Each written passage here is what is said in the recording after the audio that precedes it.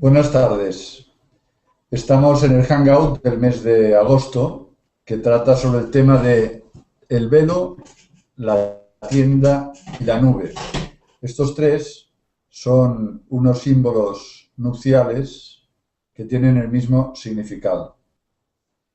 Para la nueva evangelización de las nupcias, me parece que esta etapa del camino de nupcias de Dios, que hemos recorrido a lo largo del mes de julio, es muy importante porque tratamos un elemento que es conocido por todos. Quien no ha visto alguna vez a una esposa cubierta con el velo nupcial, y podemos observar que todavía son mayoría las que lo usan, aunque de vez en cuando me encuentro con alguna esposa que no quiere llevarlo, en gran medida porque no comprende el significado que tiene. Sin embargo, cuando se descubre ese significado, no solo se valora y se comprende mejor qué significa casarse, sino que también podemos, sin duda, evangelizar mejor en este terreno. Yo debo reconocer que en este mes de julio no solo he profundizado en este argumento, más que nunca en mi vida, sino que he llegado a cambiar de opinión en temas que a mí me parecen importantes. Porque, ¿qué significa casarse? Yo hasta hace poco tiempo me parecía que lo tenía perfectamente claro. Para mí era algo evidente. Sin embargo, he visto que estaba en algo importante confundido. Para hablar de este tema, me gustaría comenzar diciendo, a través de una introducción, que es lo que vamos a tratar ahora, una introducción para explicar que es preocupante un fenómeno que se está produciendo en nuestros días, que es la proliferación de la cohabitación, de las convivencias extramatrimoniales, del hecho de que jóvenes, pues los novios, muchas veces pasan a convivir saltándose o pasando de la boda. A veces con la intención de hacerlo más adelante, pero muchas veces prescindiendo de los ritos y convenciones sociales y religiosas. Para algunos eso quizá no es un fenómeno preocupante, sino un símbolo pues, de libertad, de progreso. Pero la historia nos enseña que las situaciones de este tipo son... La boda no es un invento humano, no es solo algo cultural, sino que hay allí una dimensión, por decir así, esencial, que es una exigencia del mismo amor humano, que funda la familia. La boda es la celebración de la familia, del amor del hombre y de la mujer con el que se constituye la primera de las relaciones, la primera comunidad de personas, que es la familia. Entonces, este fenómeno, personas que inician su vida conyugal al margen de la boda, puede recibir muchos nombres. Hay una terminología muy variada. Según cuál sea el uso de esa terminología, el uso de los términos empleados, ya se está indicando cuál es la posición del que habla con respecto de lo que es aquello de lo que está hablando. Vamos a hacer primero una aproximación terminológica, explicar los distintos términos que se usan. Después haremos una aproximación histórica para explicar por qué se ha llegado a esta situación. Y luego veremos cómo casarse no es una de las tres posibles vías que se pueden realizar, ¿no? Tres modos de realizar la vida de pareja. No es que se puede elegir uno, pues puede elegir la vía matrimonial canónica, casarse por la Iglesia, o la vía civil, casarse por lo civil, o también una vida como más auténtica, que consistiría en realizar la propia vida común al margen de las convenciones sociales y religiosas. He dejado en la presentación un enlace a uno de los posts con el que iniciamos este camino, que se titula Las tres escaleras del Capitolio. Precisamente allí empezamos a hablar de cómo los símbolos nupciales habían quedado como ofuscados, eclipsados por los signos jurídicos. El hecho de que uno opte por la Iglesia, por el Estado, que son en el fondo los ordenamientos jurídicos, estatal o eclesial, en vez de comprender que la boda no es el ingreso en un ordenamiento jurídico, sino que consiste en la expresión del amor conyugal que tiene una dimensión social y una dimensión religiosa. Y de casarse no se puede hacer al margen de la boda. Respecto a la terminología, que es el segundo punto de este guión, hay que decir que no sabemos qué significa casarse, que si no sabemos qué significa casarse, no podemos juzgar demasiado severamente a quienes prefieren no hacerlo. Me parece una frase importante. Yo no juzgo severamente a las personas que deciden no casarse, ni por la Iglesia ni por lo civil. Recuerdo una vez, me contaba mi cuñado, que hacía muchos años, cuando se casó, en el curso prematrimonial, el ponente, el que dirigía el curso prematrimonial, a los asistentes, les dijo: habéis venido a casaros y casaros por la Iglesia. Hubierais podido hacerlo por el Estado. Da lo mismo. Lo importante es que os caséis, les dijo. Entonces, esta afirmación a mi cuñado le enfadó tanto que decidió no volver más, ¿no? ¿Cómo queda ahí lo mismo casarse por la Iglesia que casarse por el Estado? Lo importante es que lo hagáis. Esta afirmación tiene algo de verdad, pero ciertamente también es confusa, porque no es lo mismo una cosa que otra. Y claro, si uno no sabe exactamente qué es casarse, pues en el fondo pues todo da lo mismo. Casarse por la Iglesia, por el Estado, en privado. Irse a montar la propia casa al margen de toda celebración. A este fenómeno, que una pareja vayan a vivir juntos sin ceremonias, en el Estado, en el ambiente, digamos, jurídico estatal, se le suele llamar uniones de hecho. En cambio, en el ámbito eclesial se las denomina situaciones matrimoniales irregulares. La terminología es muy distinta. En el ámbito civil, en el ámbito estatal, cuando se quiere decir que es una unión de hecho, se está diciendo que esa unión es verdadera y está al margen de las normas jurídicas del Estado, del ordenamiento jurídico. Pero se le quiere dar una consistencia. La unión de hecho no significa que no sea nada. Es una unión verdadera, pero al margen del derecho. En cambio, cuando se utiliza la expresión situaciones matrimoniales irregulares, se está diciendo que allí hay una realidad que es irregular. Es decir, es una situación que no es válida para el ordenamiento jurídico, pero no se quiere utilizar una terminología negativa, peyorativa, como en otras épocas se utilizaba.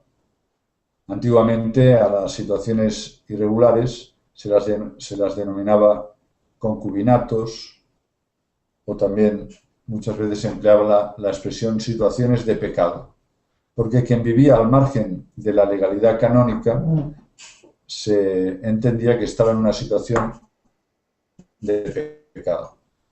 La terminología utilizada actualmente, en cambio, es mucho más suave. Y no es solo por una cuestión de política, sino por una cuestión de comprensión del fenómeno. El matrimonio lo realiza, en primer lugar, el consentimiento de los esposos. Si los esposos este consentimiento no lo expresan ante las autoridades civiles o eclesiales, se entiende que eso no es válido al menos para la Iglesia. Pero tampoco se quiere condenar esa relación como si fuese algo pecaminoso en sí mismo. A este tema lo trataremos de manera más desarrollada en otras ocasiones, más adelante.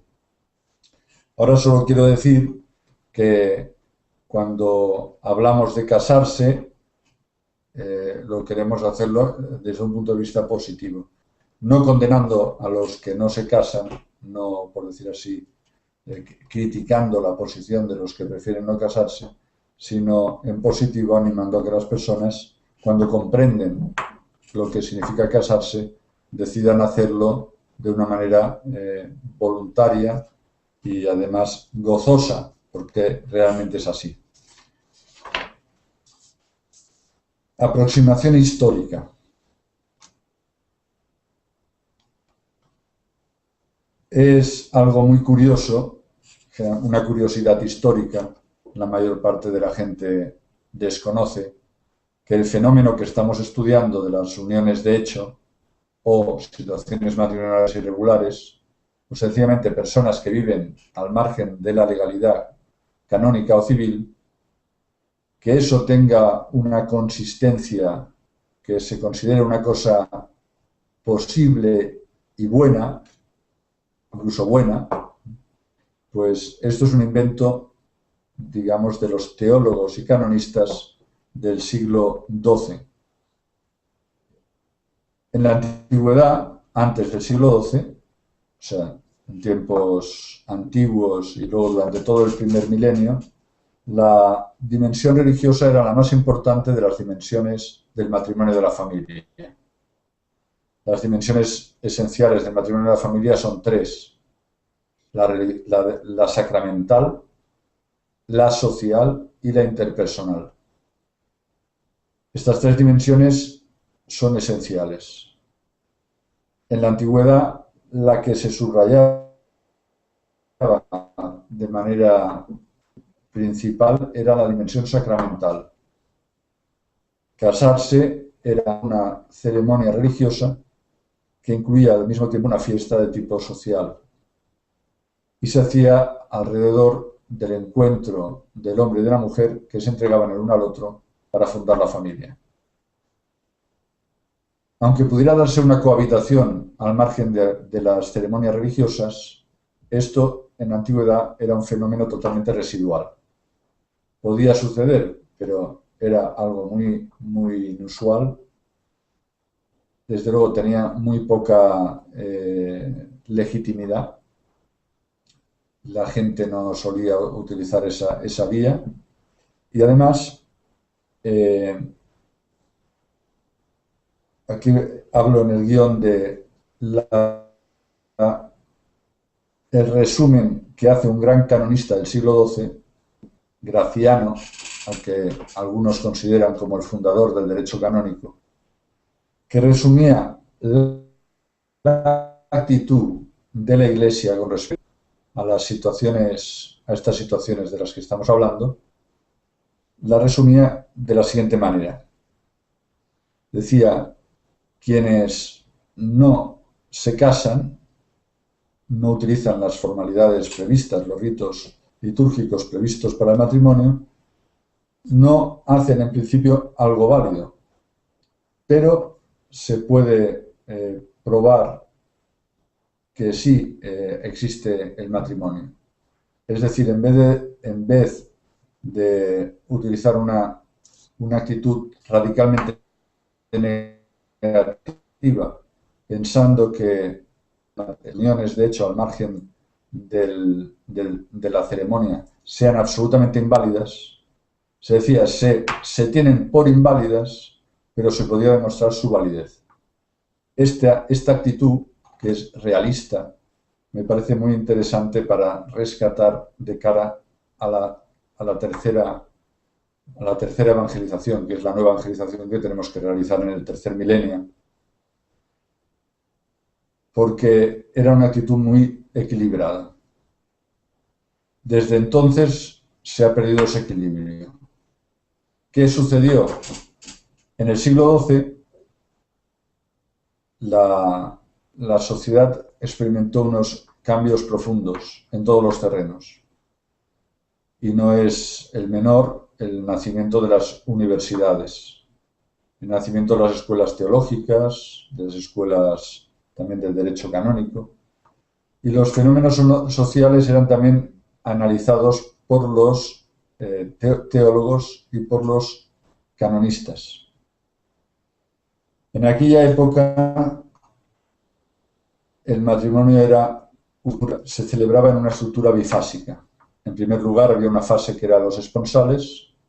El hombre y la mujer se casaban ante, o muchas veces más que la mujer, el tutor o el padre de la mujer, que la representaba a ella y hacía el contrato, o más bien que el contrato, el pacto matrimonial con efectos jurídicos, y ya estaba hecho el matrimonio en su primera fase. No era como existe ahora el noviazgo, sino que era verdaderamente un matrimonio. Era un acuerdo jurídico. Lo que ocurre es que pasaban meses o años hasta que se pasaba a la segunda fase, a la fase nupcial, en que la mujer era llevada a casa del marido en forma procesional, solemne, festiva. Y ahí se producían las nupcias. Esa estructura era muy rígida. Si una pareja se iban a vivir directamente sin pasar por la fiesta nupcial y por lo tanto sin pasar por los esponsales, se colocaban ellos mismos al margen de la legalidad. En principio, como he explicado, se tenía por no existente esa relación matrimonial. Pero el problema, o el fenómeno social que hizo que cambiaran mucho las circunstancias fue el de aquellas mujeres que, habiendo sido casadas con una persona a la que quizá ni siquiera conocían, a un esposo lejano, que vivía incluso en otro país o en otra ciudad, y habiendo sido casada por sus padres con una persona a la que no conocía, pasados unos meses o unos años, si se encontraba con la persona a la que él realmente quería, esta relación segunda, que hubiera sido interpretada como o considerada como un adulterio, se convertía, por razón de la interpretación que hacían los teólogos, en el verdadero matrimonio. Es decir, que si la mujer escogía a una persona distinta a aquella con la que estaba casada por los esponsales, a ella se entregaba y consumaban una unión sexual, mientras, según las categorías del mundo antiguo, aquello era un adulterio. Según las nuevas categorías de los teólogos del siglo XII, aquella unión era verdaderamente la unión conyugal verdadera.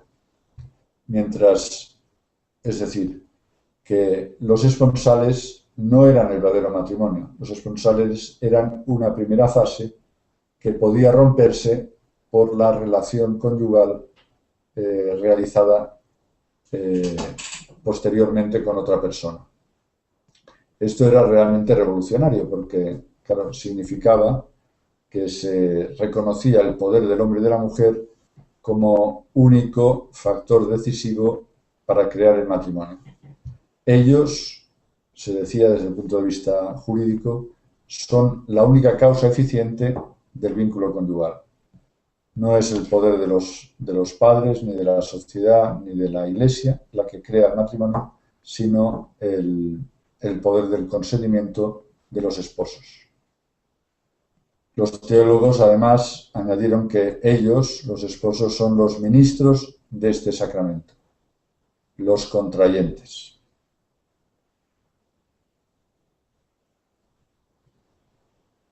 Cambió el mundo digamos, esta consideración de que es el consentimiento la causa eficiente, porque si hemos dicho que en la antigüedad era el aspecto sacramental el primero, ahora el primero de los aspectos o de las dimensiones del matrimonio es la dimensión interpersonal, el consentimiento de los esposos. Sin embargo, a pesar de que se señala una verdad importante, que es precisamente esta, de que es el consentimiento el que crea el vínculo, y que esto lo ha establecido el mismo Dios, ¿no? O sea, Dios une a los esposos a través del consentimiento de los esposos mismos, no les une al margen. Dios no une a aquellos que no quieren unirse. Por lo tanto, ese es el concepto de nulidad que tiene la Iglesia. Si no hay consentimiento, no hay matrimonio. Y Dios no une a aquellos que no quieren unirse. En cambio, si hay consentimiento, si los dos quieren casarse, pues Dios les une. Ahí hay una verdad.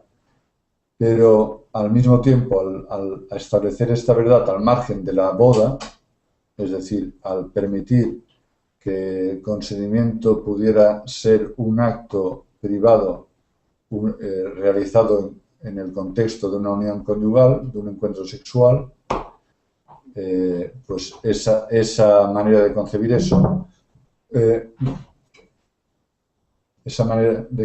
eso, se convirtió en una verdadera plaga de la sociedad. Se conoció, así le llamaría más tarde, con el nombre de matrimonios clandestinos. Los matrimonios clandestinos eran precisamente los matrimonios realizados al margen de las ceremonias y de las formas jurídicas establecidas por el legislador. Durante 3 siglos, los matrimonios clandestinos fueron proliferando hasta tal punto que se constituyeron uno de los principales problemas sociales de la época. Había una gran inseguridad jurídica porque las personas que se acercaban al altar para casarse, podía suceder que una de ellas pues estuviese casada clandestinamente y sin prueba de ello, y que en el momento de dar el consentimiento, pues alguien se levantase y dijese, no puede casarse porque es mi esposa o es mi esposo. Entonces la ceremonia se interrumpía y debía establecerse un pleito para ver de quién era aquella mujer o aquel hombre, de quién era esposa o esposa. Entre los matrimonios clandestinos y el concepto de matrimonio clandestino y el concepto de unión de hecho son bastante parecidos, porque en el fondo la terminología lo que viene a decir es que es una manera de estar casado. Estoy por la vía de hecho o estoy por la vía de la clandestinidad.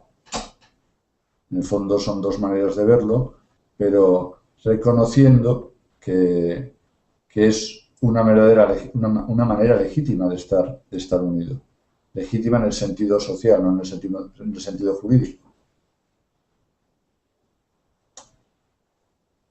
En el fondo lo que se quiere indicar aquí es que el poder que crea la relación matrimonial no es el poder social o el poder eclesial, sino el poder de la voluntad de los esposos. El problema es que aunque esto hay un aspecto que parece de verdad, sin embargo hay una gran mentira. ¿Cuáles son las soluciones que se propusieron a los matrimonios clandestinos? ¿Y cómo se intentó atajar este abuso, esta plaga social? Pues en primer lugar, la primera vía de solución la estableció Lutero en los países de la Reforma protestante, proponiendo el matrimonio civil. Lutero, paradójicamente, es el inventor del matrimonio civil. Es decir, para que el matrimonio sea válido, tendrá que ser declarado el consentimiento matrimonial, que es un contrato civil, un contrato social, pues tiene que ser declarado ante una autoridad civil, el juez o el alcalde que representa a la sociedad. Si no se hace de esta manera, siguiendo esta forma civil, el matrimonio es absolutamente inválido. No tiene ningún tipo de reconocimiento jurídico.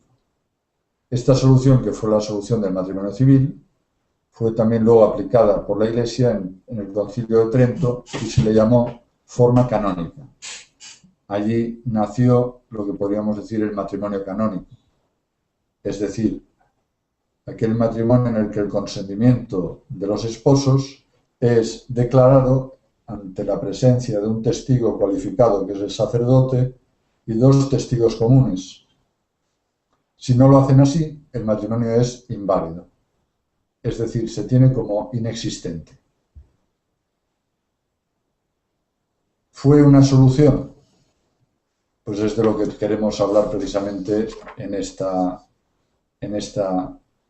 hangout, porque que no es una solución ahora es evidente.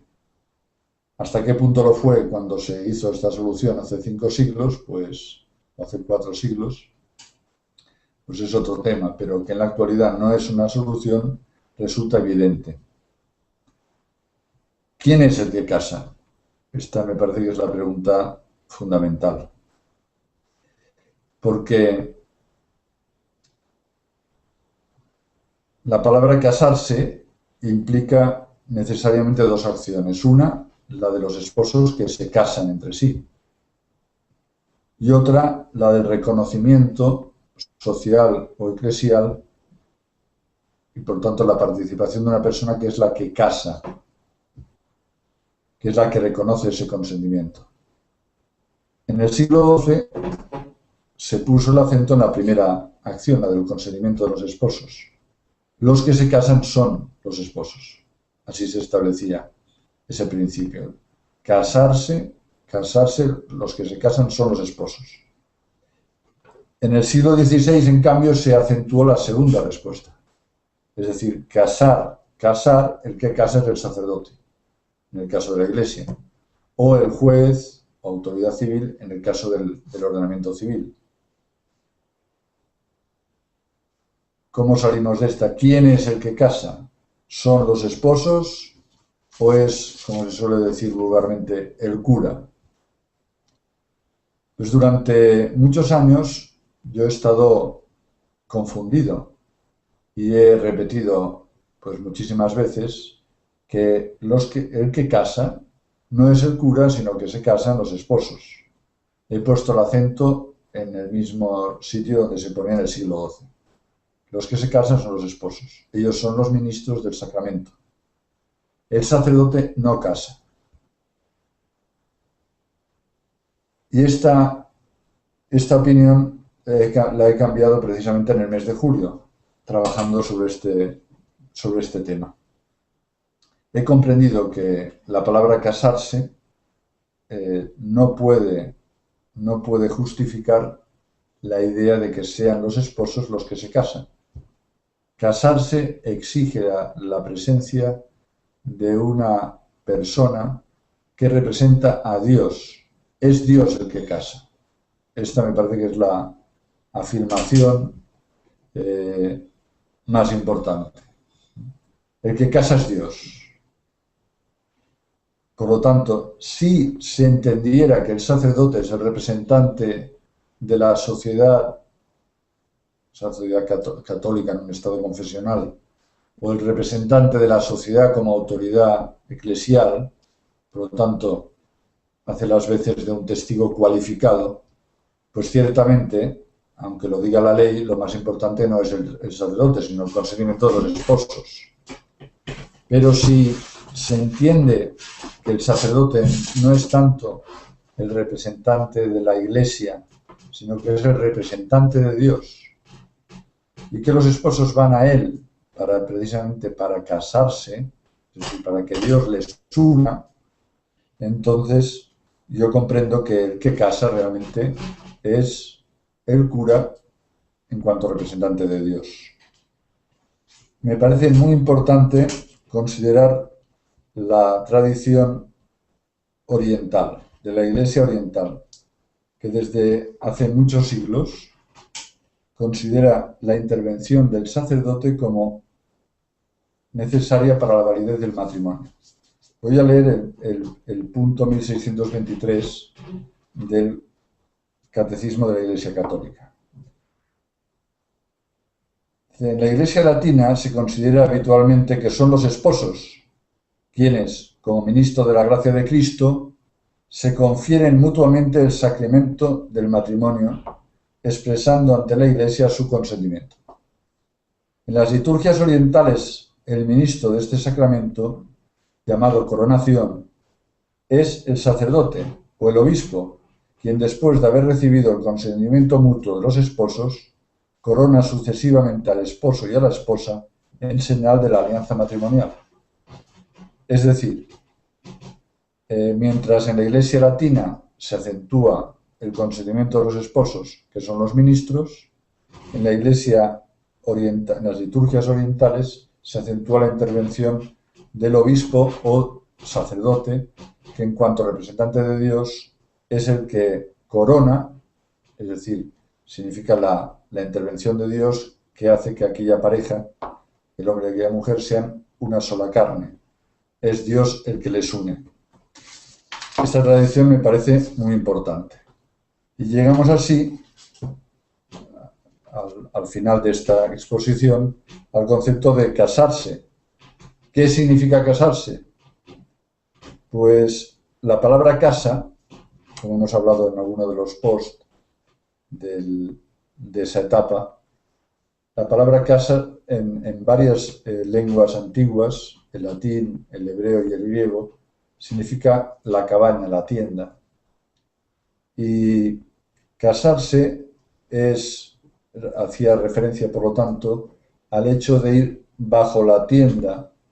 La tienda era el lugar donde se ponía el tálamo.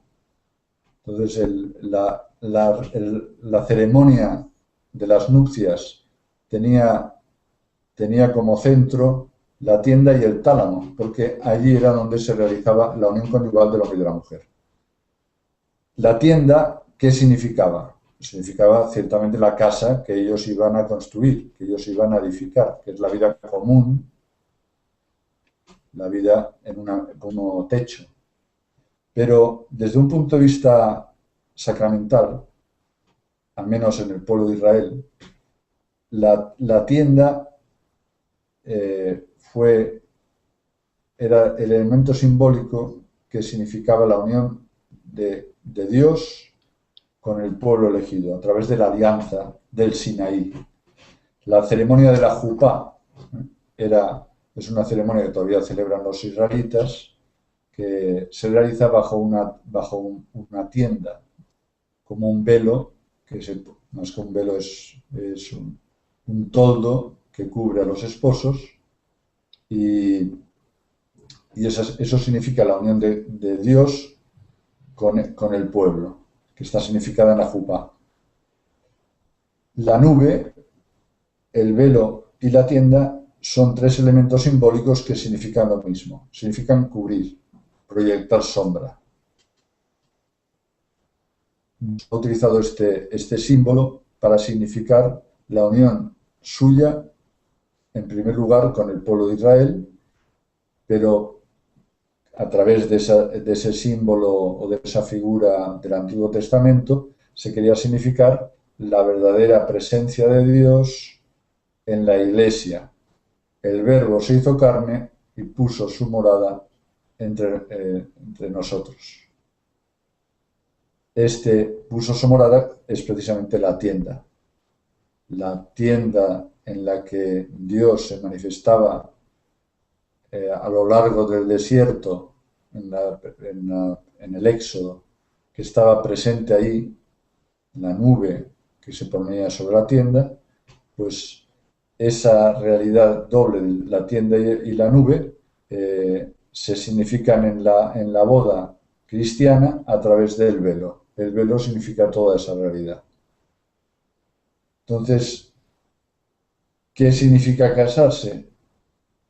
¿Qué es lo que hay que subrayar para que la gente comprenda que no basta el quererse, el amarse el uno al otro, sino que ese amor solo es trascendente, ese amor solo es eterno en la medida en que se presenta ante Dios, se ofrece a Dios para que Dios lo realice, intervenga a través del amor de los esposos y produzca la unión que solo Él puede producir. Las personas que deciden no casarse, quizá lo hacen con buena intención, pensando que prescinden únicamente de puros o religiosos, pero probablemente ignoran, en algunos casos ignoran y en otros quizá desprecian porque tienen actitudes antirreligiosas. En todo caso, lo que quizá ignoran es que Dios interviene no de cualquier manera, sino que interviene a través de una entrega que es a la vez una entrega interpersonal del hombre y de la mujer que se casan. Una entrega que tiene una dimensión social, porque se hace en presencia de la familia, de los amigos, y no es un puro rito jurídico, sino que tiene entraña social y tiene al mismo tiempo entraña religiosa porque Dios es el que interviene.